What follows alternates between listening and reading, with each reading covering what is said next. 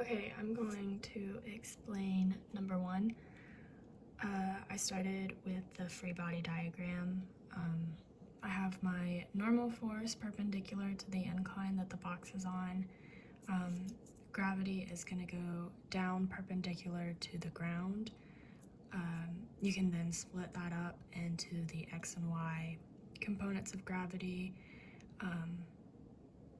Opposing the normal force is going to be the force of gravity times cosine of theta, and in the negative x direction it's going to be the force of gravity times sine of theta.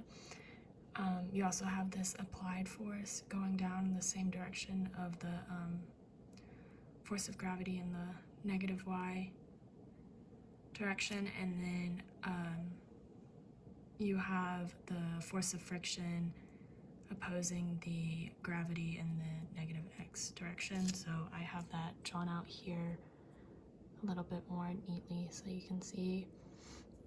Then I applied Newton's second law for each axis. In the problem, it says that the block is at rest, so I know that the acceleration is going to be 0, which means that the total force is 0. Then I did the sum of the forces on the x-axis. So again, I had to the right is my positive, to the left is negative, up is positive, and down is negative. So I have that frictional force minus the force of gravity in the x direction, so that's mass times gravity times sine of theta. This frictional force is going to be static because the object is at rest, or the block is at rest.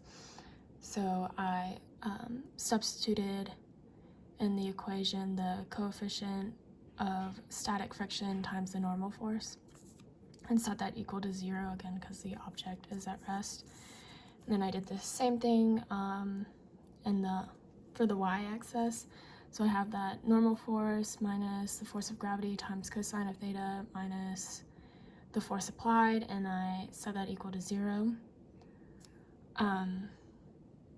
Then for part C, it's asking what is the minimum value of F such that the block M will remain stationary. So I'm trying to find this. So I looked at these equations and saw what they had in common, and it's this normal force. So then I isolated each equation and solved for the normal force. So then I could set them equal to each other. And then again, I isolated the equation to solve for this force applied. And then from there, you just plug in the numbers that are given, and I got that the force applied was 19.9 newtons. Anything less than that, the box would be in motion because these equations would no longer equal 0. Then it asks if the applied force is removed, what would be the acceleration? So I know that if the applied force is removed, the box is going to move down the incline like this. So I knew that I was going to want to use the Newton's second law that I had used for the x-axis. So I have that mass times acceleration equals the force of friction minus the force of gravity times sine of theta. Except for this frictional force, it's going to be kinetic because the block is now moving.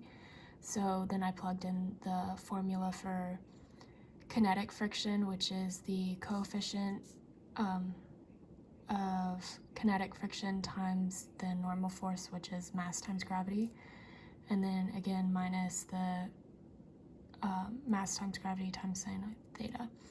And then I solved for A, so I divided by the mass, and then that cancels here and here, and I got acceleration equals the kinetic coefficient times gravity minus gravity times sine of theta, and I just went ahead and simplified that a little bit more.